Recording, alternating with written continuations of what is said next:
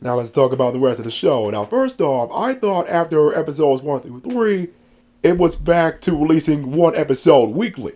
But now the other 3 episodes dropped. So if y'all gonna do that, why not drop the whole season at once?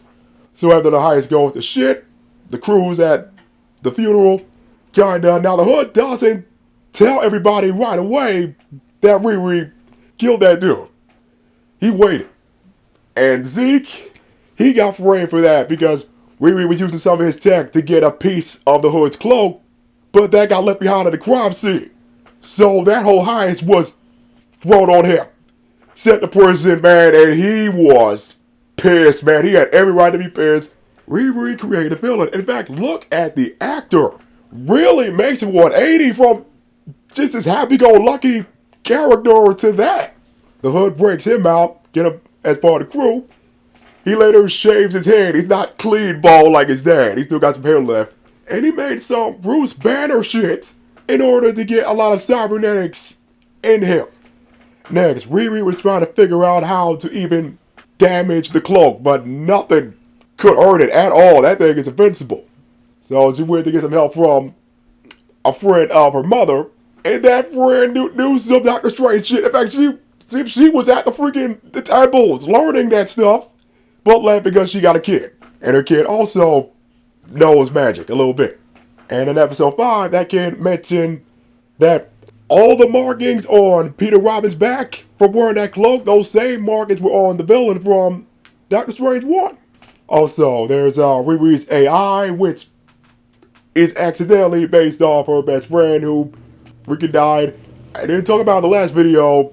Another canon event, another Marvel hero suffers, but she had it worse, losing her stepdad and her best friend. Jeez. Later on, Riri was having another panic attack. They landed. The Nat AI went to get another character that was Natalie's brother.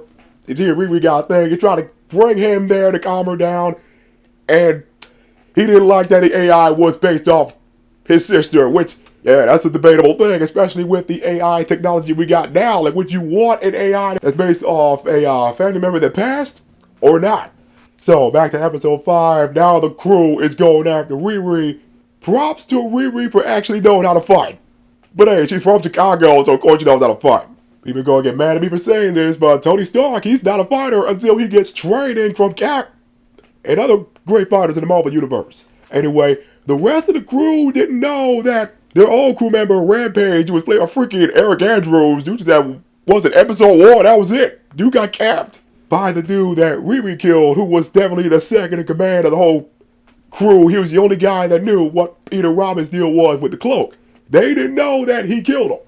So after fighting off the 2 fighters of the group and then the other girl, who should at least have a messed up stomach after that one hit, she got her armor back, and that dude in the drag, when he tried to chase her with the truck, she got her armor back on, she destroyed the truck. He crawled out and looked at that like, oh hell no, just back off. Like, I'm not fighting that, no way. Then Zeke showed up with powers, just spamming unlimited power, completely wrecked the suit. And he actually gave Riri a chance to get the heck out of Chicago. Also, where's the Han and Kylo Ren jokes? Come on. The material is right here. So, Riri has to make a new suit. We're back to her stepdad's garage. And she has to make an arc reactor now, or a similar power source. And the crew, Zeke tells the hood, hey, he offed them, and the crew covered him. The crew backed him up, even though he was lying. So, okay, they're not with the hood 100% now. Heck, the crew didn't even wait to ask questions. Well, the girl anyway. And after that, we told the rest of them to get out, so they all at least get to live. So then Hood goes on one heist himself, but with Zeke, because he got precautions on him. Zeke is basically his puppet. So the main guy he tried to rob before, he went after his people first. I guess basically the board of directors or something. And that guy's his own father. He kicked him out.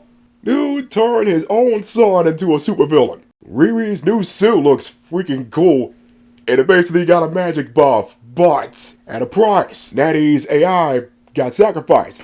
And it's showing a flashback to Parker Robbins' first robbery, which went wrong. Mephisto shows up. helps him out, but you know he's doing that for something in return. He had the cloak, I guess he stole it from Dormammu or wanted it a bet or some shit. And I'm surprised they didn't cast a black actor or anyone else for Mephisto's human form. The MCU better keep Mephisto away from Peter Parker, man. He is already separated from Mary Jane and Ned because of the memory wipes. And he lost Aunt May and Uncle Ben. Dude's already suffering. So Riri finds Zeke again and helps get the hacking out of him. But man, they're not done. And she fights a hood, cool fight, man. Dude was turning something straight out of Sinners. All because that cloak was just getting worse. It doesn't possess, it just influences. Also, why aren't these arc reactors on the back of the suit or internal? Because it seems everybody knows to damage the freaking arc reactor. It's just one big weak point exposed. Then Mephisto comes back and Riri makes a deal with him. No one can say Riri's character is freaking perfect. In fact, she was hard-headed through the whole season. And at the end, she literally makes a deal with the devil. She wanted to bring back the natty AI. But he brought the real Natalie back. That is gonna come back around and bite you in the ass. Comics Peter Parker is looking at MCU Riri right now and just thinking, what the fuck? Riri gets her comic accurate look, but I can't really talk about that too much because the important thing here is that she made a deal with the devil, made a deal with a freaking villain, and Mephisto talks shit about Dormammu. So again, screw the complainers. Racism aside, which that's just part of the freaking course when it comes to Marvel and Star Wars. These people really just want the same old shit. And the proof will be when Doomsday and Secret Wars come out. Because y'all know there will be a lot of fan service in them.